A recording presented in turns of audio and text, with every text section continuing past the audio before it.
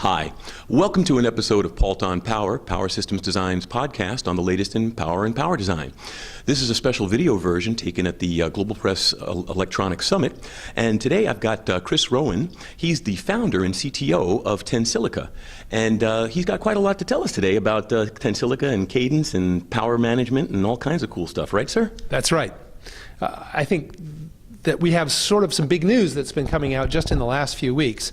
About 4 weeks ago, Cadence announced its acquisition of Tensilica for $380 million, and that really creates a great new set of opportunities, both for further proliferation and success for the Tensilica technologies, and I think also for Cadence in terms of helping them to engage with customers, not just in their area of historical success around the implementation of designs and the optimization of the silicon for area and timing and power, but to participate much more heavily in the architectural process, in the definition of the fundamental features of these new silicon platforms.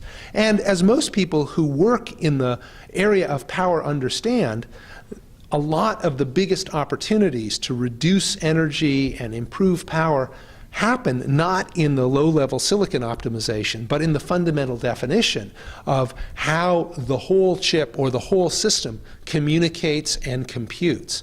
And many of the biggest levers on power are in fact the things that involve choosing what algorithms to run, choosing when to communicate and when not to communicate, choosing the style of architecture used to implement the hardware and the software.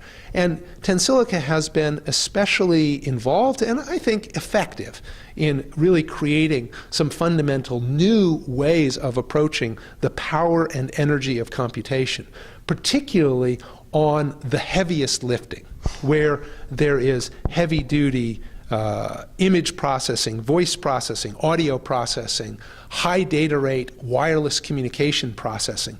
These are the areas where insight into the end application, what its real pattern of computation is, and the automatic generation of processors which are really crafted, designed, and automatically generated to fit that type of computation exactly, sometimes gives a 5x improvement, but in other cases gives 10, 20, 30x improvement in the energy relative to trying to do the same kind of compute on a more generic computational platform.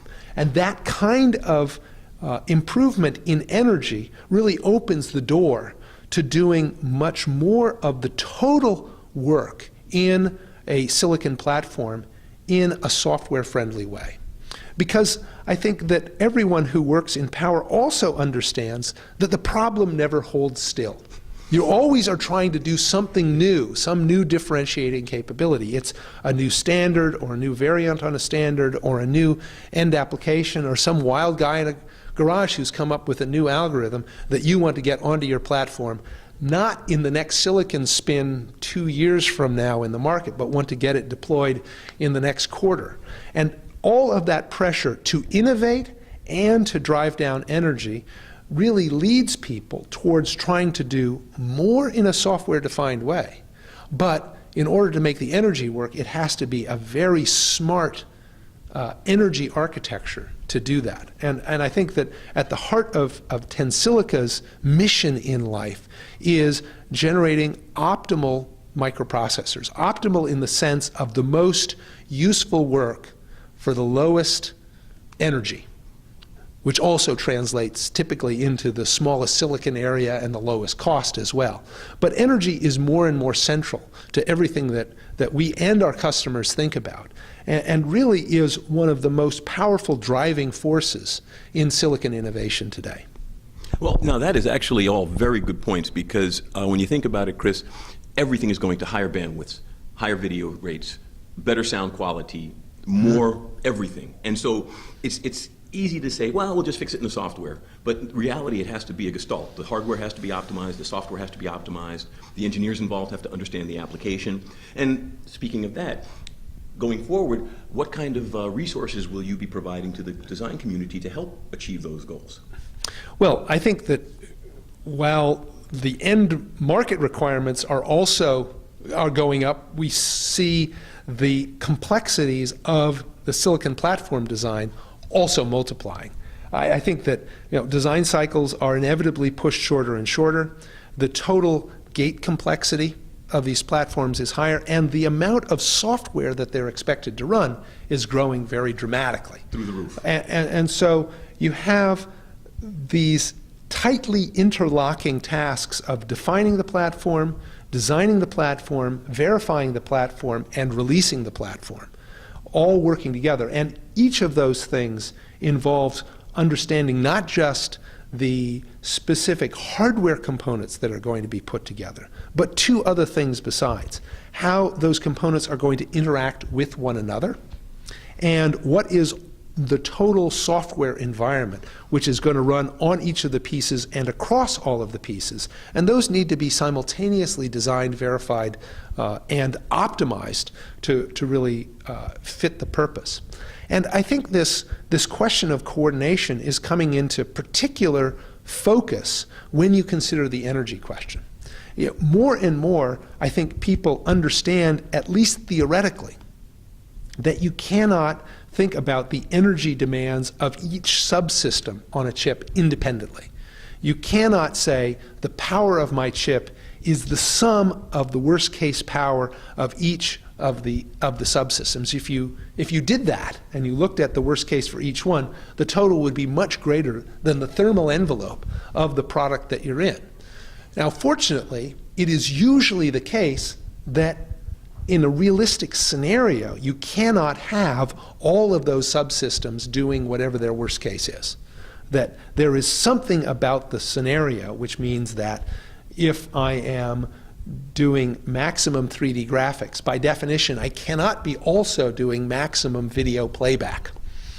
And as a result, you have to look not just at the behavior of the subsystems to figure out what the total energy is, but you have to look at all of the plausible scenarios and look at the energy consumption for the activity of each of the subsystems in that particular scenario.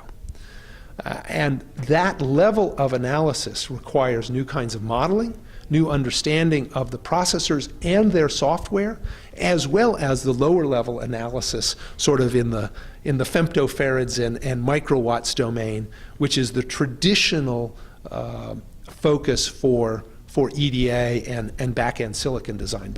But those two views, the kind of the high level application level view and the low level silicon polygons and microwatts view are colliding. And I think that really lies at the heart of why the Cadence Tensilica merger makes sense. Because I think Tensilica does have a special handle on many of the issues, particularly for the data-intensive compute part, whether it's the multimedia or the baseband or the storage or the protocol processing. We really are engaged with those architects. We have the system know-how. We have the hardware and software solution building blocks already in our product line. And at the same time, we are not as expert in the back-end silicon capabilities as a Cadence is. And they have among the world's experts in those things. But this combination is something that's never been put together in the industry before, in terms of the absolute state-of-the-art in processor technology and the absolute state-of-the-art in terms of silicon implementation know-how. And I think it's going to create a bunch of opportunities, both for the company, but also for customers who are able to leverage this combination of expertise, where I think that we will be unique in having the dialogue, the problem-solving engagement with the chip architect, even with the system architects, about what their goals are in the platform for its communication, computation, its software development environment, and its silicon realization that would not be possible if it was processor, IP, and software divorced from EDA, back-end flows, tools, and verification. I also think there's a great deal of opportunity in pulling together the very strong analog design capability and analog IP that Cadence has been gathering, and what Tensilica has in terms of digital and software and processor know-how and capability, particularly in the DSP domain. Because we're not in every kind of processor. We put very little emphasis on the general purpose, high-level CPU that's running the end application, but a great deal of emphasis on the heavy lifting that's close to the analog subsystem. Our processors are often taking the data directly out of that A to D converter and producing results which are going directly back into that DAC. Yeah. And therefore, there are a lot of key opportunities to reduce power, increase robustness, to provide automated calibration and self-test in bringing together what's going on in the analog subsystem and what's going on in the DSP subsystem. And I think many of those have implications for power and usability and accuracy and stability and future upgradability that no one has really been able to do before, because that kind of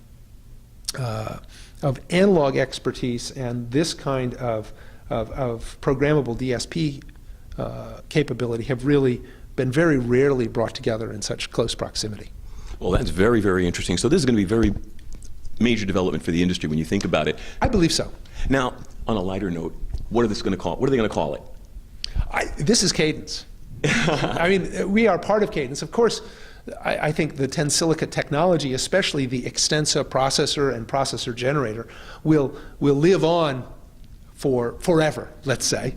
I mean, certainly for the foreseeable decades, because I think it is a fundamental technology. So I think this is all under the big Cadence tent. Right. And we're excited about that. Well, it was more that I was just thinking that Tensilica has got such a tradition to the name, and it would be a shame to lose the branding. Yeah, well, I mean, I think we'll see over time what works. I think things like branding are all about what resonates with the customers. I don't think we want to create any impression that Tensilica isn't wholly committed and pushing forward within Cadence. So we don't want to create sort of a sense of being divorced before we're married. Understood. But at the same time, I think that Tensilica has built up a great deal of understanding among its customers and partners and ecosystem that we're going to take advantage of. But even from the very earliest days, I remember sitting around the table in probably July or August of 1998, trying to decide what to call the processor architecture. And we had a number of different candidates, including calling the processor architecture Tensilica. But in fact, we decided on the Extensa name because we wanted to make sure that Extensa as an architecture had a durability even beyond what the durability of the company name Tensilica might be. Because in fact, we know that if successful, a processor architecture lives for many decades. Whereas a company, of course, we hope that the company lives for many decades as well, but I think that, but we also recognize that if we're creating value, that's value that might be realized as an independent company, or it could be realized as a driving force inside of a larger existing company like Cadence. So yes, there's a bit of bittersweet. I mean, I was the guy who came up with the Tensilica name originally, and there's a whole story about that. But I also see the power of both the proliferation of the Extensa name and the power of the Cadence name in really bringing together this very holistic view of the entire design process, from application insight all the way down to polygons and transistors and FinFETs. Exactly. Well, and Cadence does have a great bit of good faith built into the name themselves. That's right. Well, hey, Chris, I really want to take the time to thank you for being here with us. Yeah, it's great. Thank you for the opportunity. Oh, pleasure's mine. And I'd like to thank you all out there for taking the time to listen to us. We wouldn't be here if it weren't for you. This is Alix Paultre for Paultre on Power. Have a great day.